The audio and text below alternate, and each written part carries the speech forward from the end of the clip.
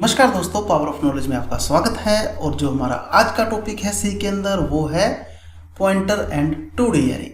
देखिए, single dimensional array के अंदर हमने पॉइंटर को किया था, हमें काफ़ी इजीली वो वर्किंग परफॉर्म हो गई थी। तो वर्किंग हम उसी तरह से 2D एरे के अंदर भी कर सकते हैं, लेकिन यहाँ आपके पास जो कॉन्सेप्ट है वो हल्का सा चेंज हो जाता है।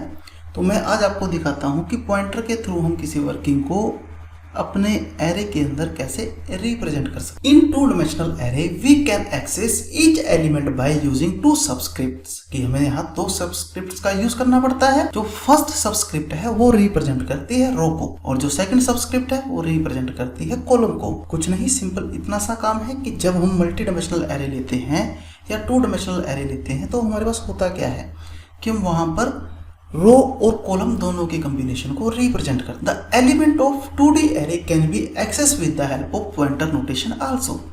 तो हम 2D एरे एलिमेंट को पॉइंटर नोटेशन के थ्रू भी एक्सेस कर सकते हैं। अब सपोज कीजिए एरे आपका एक 2D एरे है और हमें वहां पर कोई भी एलिमेंट एरे का एक्सेस करना है किसी पर्टिकुलर पॉइंटर एक्सप्रेशन के थ्रू, किसी पर्टिकुलर लोकेशन से। तो अब हम ये देखते हैं कि किस तरह से वो एक्सप्रेशन हम यहाँ पर ट्रैक करेंगे। तो सबसे पहले हमने क्या किया, हमने एक एरे लिया 3/4 का, मतलब 3 रो 4 कॉलम। तो मेरे पास जो वर्किंग है मैंने एरे को डिक्लेयर किया। फर्स्ट रो के अंदर मैंने दिया 1 2 3 4, सेकंड के अंदर 5 6 7 8, थर्ड के अंदर 9 10 11 12। तो आप देख रहे हो मेरे डायग्राम में रो 1 कॉलम 1, रो 1 कॉलम 2, रो 1 कॉलम 3, रो 1 कॉलम 4। तो आप देखिए रो 1 कॉलम 1 1 2 3 4, अगेन रो 2 कॉलम 1 5 6 7 8, रो 3 कॉलम 1 9 10 11 12। तो इस तरह से आपके पास यहां वर्किंग शो हो रही है। अब हम इसको देखते हैं आगे हम किस तरह से काम कर रहे हैं।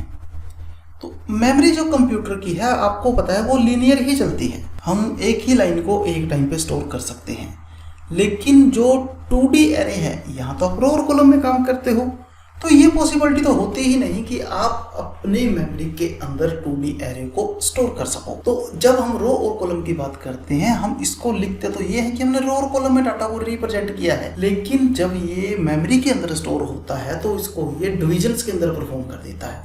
मतलब एरे 0 0, एरे 1 0, एरे 2। आपके पास 3 अलग अलग लोकेशंस बन गई। तो ये देखिए आपको एग्जांपल में दिखाया गया है।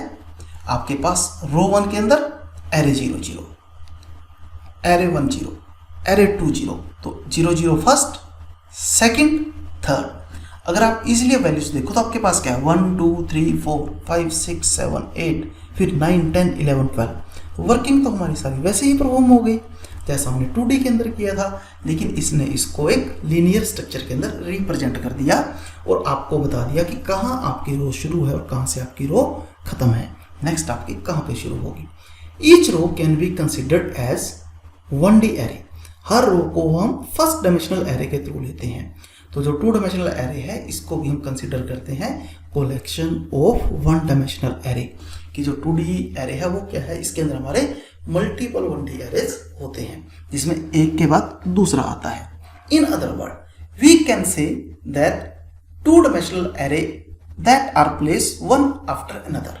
कि 2 डायमेंशनल एरे क्या होते हैं जो एक के बाद दूसरे नंबर पर आता है। So here array is a array of 3 element. कहते हैं यहां पर जो एरे है ये 3 एलिमेंट का एरे है, जिसमें हर एलिमेंट एक 1D एरे है 4 इंटीजर का।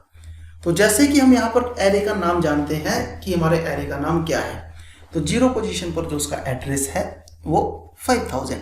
तो एरे यहाँ पर पॉइंटर को भेजेगा कि अब आपके पास जो फर्स्ट लोकेशन है उसमें आपको 4 इंटीजर करने हैं। तो 5000 से लेके 516 तक आपके वो परफॉर्म हो गई। तो यहाँ पर जो एरे पॉइंटर है वो है 4 इंटीजर का। तो इस अर्थमेटिक ऑपरेशन में एरे +1 रिप्रेजेंट करता है एरे को 5016 और एक्सप्रेशन एरे +2 किसको रिप्रेजेंट करता है 5032 को। तो हम ये कह सकते हैं कि जो 0 है वो 1D एरे है, एरे +1 वो नेक्स्ट एरे है यानी कि फर्स्ट एरे है, और एरे +2 वो आपका सेकंड एरे। अब पॉइंटर्स में एरे हम किस तरह से रिप्रेजेंट कर रहे हैं, एरे 1 2 3 4, एरे +1 5 6 7 8, एरे प्लस 2 9 10 11 12।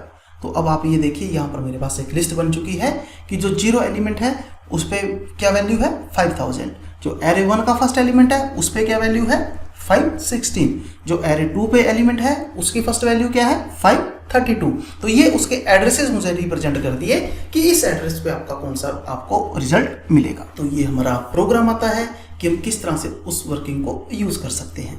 मैंने यहाँ पर 2 हेडर फाइल्स का यूज किया है, include stdio.h, include conio.h, void main function लगाया और एक एरे क्रिएट कर दिया 3/4 का, 10 11 12 13 20 कोई भी वैल्यूज मैं ले सकता हूँ, मेरी रिक्वायरमेंट के ऊपर है।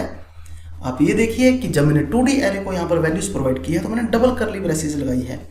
आप देखिए एक करली ब्रेसेस मेरी ये आ रही है, इसके बाद मैंने एक रो, दूसरी रो, तीसरी रो और अपने मेन एरे को क्लोज कर दिया। मैंने वेरिएबल लिए इंट i और j, लूप चलाई i के अंदर और उसके बाद मैंने यहाँ पर क्या किया, सबसे पहले मैंने एड्रेस प्रिंट करवाया एरे का। तो जब मैंने यहाँ एरे के एड्रेस को प्रिंट करवाया है तो मैंने यहाँ पर क्या लिया, %p। %p आपके पॉइंटर के एड्रेस को रिप्रेजेंट करता है। अब देखिए अगर मैं अपने प्रोग्राम में बात करता हूँ तो मैंने एरे i लिया और पॉइंटर लेकर एरे प्लस i कर दिया। इसी तरह से मैं नेक्स्ट वैल्यू के अंदर गया तो यहाँ भी मैंने क्या किया, सेम i j की वैल्यू को प्रिंट करवाया और उसमें इंक्रीमेंट कर दिया जिससे ये मेरी वैल्यू आगे चलती रही। तो आइए हम इसको एक प्रैक्टिकल अप्रोच में देख लेते हैं कि हमारा प्रोग्राम किस तरह से वर्किंग को परफॉर्म करवाता है। तो मैं यहाँ अपनी 2 हेडर फाइल्स का यूज करता हूँ, इंक्लूड stdio.h, इंक्लूड conio.h, मेरा वॉइड मेन और मेरा मेन फंक्शन स्टार्ट। अब सबसे पहले मैं यहाँ पर क्या करता हूँ, एक एरे ले लेता हूँ इंट a। ये मेरे ऊपर डिपेंड करता है मैं कितनी वैल्यूज यहाँ लेना चाहता हूँ और आप यहाँ एरे को वैल्यूज इनिशियलाइज कर देते हो। जैसे मैंने सबसे पहले यहाँ पर क्या किया, ब्रैकेट फर्स्ट रो 1 2 3 4, ये मेरी फर्स्ट रो कंप्लीट हो गई। सेकंड रो 5 6 7 8, मेरी सेकंड रो कंप्लीट हो गई। Third row 9 10 11 12। तो यहां पर मैंने अपने एरे को इनिशियलाइज भी कर दिया और वैल्यू भी डिक्लेयर कर दी। मैं यहीं पर ले लेता हूं इसके साथ i और j ताकि मुझे लूप के अंदर इस वर्किंग को परफॉर्म करवाना पड़े। मैंने क्लियर स्क्रीन फंक्शन का यूज किया तो इतना काम मैं अब कर चुका हूं। अब मैं क्या करता हूं, यहाँ पर गेट कैरेक्टर लगा देता हूं। तो देखिए मैंने गेट कैरेक्टर लगाया और सबसे पहले मैं यहाँ पर क्या करता हूं, लूप लगाता हूं क्योंकि मुझे वैल्यू को प्रिंट करवाना है। तो मैं यहाँ करता हूँ print F element of array is, मैंने यहाँ कर दिया स्लैशन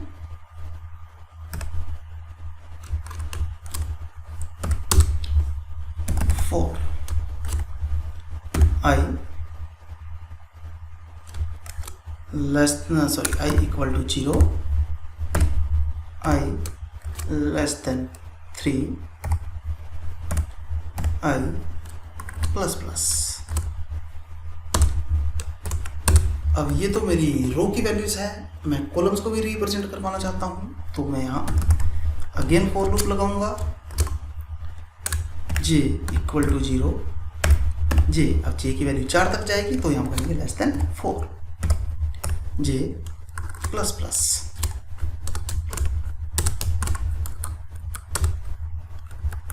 तो यहाँ पर ये देखिए जो आपकी वर्किंग हुई, आपने वैल्यू को प्रिंट एफ करवा दिया, प्रिंट एफ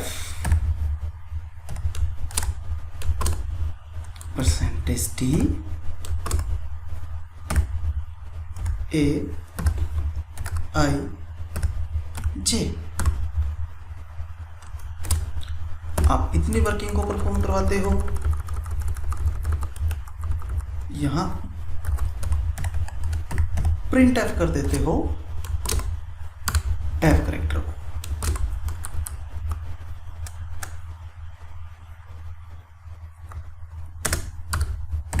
टैब करेक्टर को और यहां पर हम कर देते हैं /n को। तो एक बार हम आउटपुट देख लेते हैं हमारे प्रोग्राम की क्या आ रही है।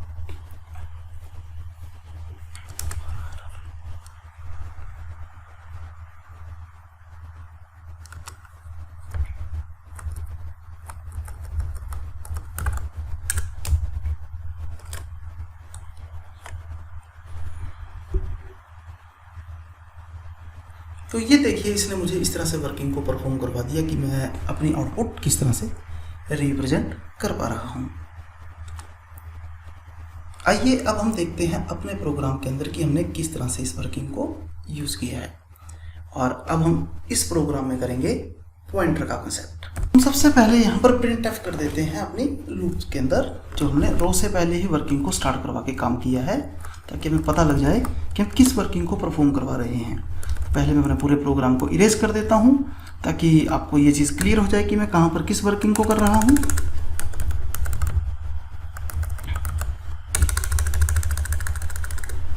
मैंने यहाँ काम किया printf address of %d location of pointer %p space %p equal to. देखिए इतना काम क्या करेगा, ये मुझे दिखाएगा कि डी लोकेशन के ऊपर मेरे रो और कॉलम की वैल्यूज क्या क्या है। तो यहाँ पर मेरे पास सबसे पहले लोकेशन आई की, कोमा ए आई, कोमा स्टार ए प्लस आई, और इतनी वर्किंग को मैंने यहाँ परफॉर्म करवाया। तो आइए हम इस वर्किंग को देख लेते हैं कि इस वर्किंग ने मेरा कितना काम परफॉर्म करवाया। मैं एक काम यहाँ और करता हूँ, मैं /n ले लेता हूँ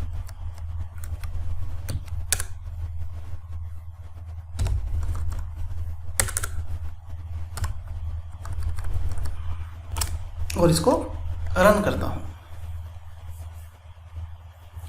तो ये देखिए उसने मुझे लोकेशंस रिप्रेजेंट कर दी कि मेरे पास क्या क्या लोकेशंस हैं। अब मैंने एक बार पॉइंटर का यूज़ किया, एक बार विदाउट पॉइंटर वर्किंग को किया है, लेकिन दोनों की लोकेशंस मेरे पास सेम ही आ रही है। तो आप इस तरह से यहाँ वर्किंग को परफॉर्म करके देख सकते हो। 0, 1, 2 तीन ही वैल्यूज आपके पास थी और तीनों ही उसने रिप्रेजेंट कर दी। अब मुझे वैल्यूज़ को रिप्रेजेंट करना है। तो जब मुझे वैल्यूज़ को रिप्रेजेंट करना है तो उसके लिए मुझे आगे काम करना पड़ेगा कॉलम्स के अंदर, क्योंकि वैल्यूज़ तो मेरी कॉलम से ही आएंगी। तो हम अब कॉलम के अंदर काम करते हैं। Print F value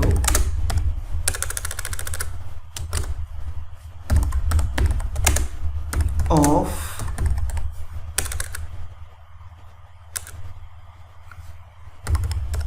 pointers element is %d, या मैं यहाँ सिंपल मैसेज पास कर देता हूँ %d। एक बार वैल्यू मैं सिंपल प्रिंट करूंगा aij,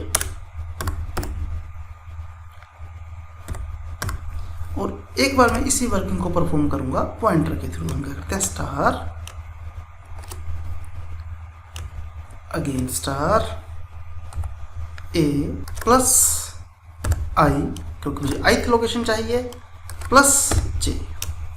तो इस तरह से अपनी वर्किंग को परफॉर्म कर सकता हूँ। तो ये देखिए मैं किस तरह से अपने प्रोग्राम को क्रिएट कर चुका हूँ। मैंने यहाँ पर क्या किया, एक जगह सिंपल एरे लिया है और एक जगह मैंने उसको पॉइंटर के थ्रू वैल्यूज को कॉल किया है, एरे नहीं लिया है।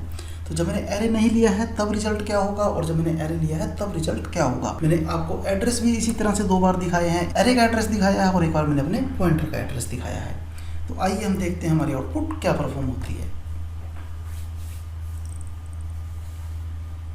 तो ये देखिए 0 लोकेशन पे address same value same, 1 location पे address same value same, second location पे एड्रेस सेम वैल्यू सेम।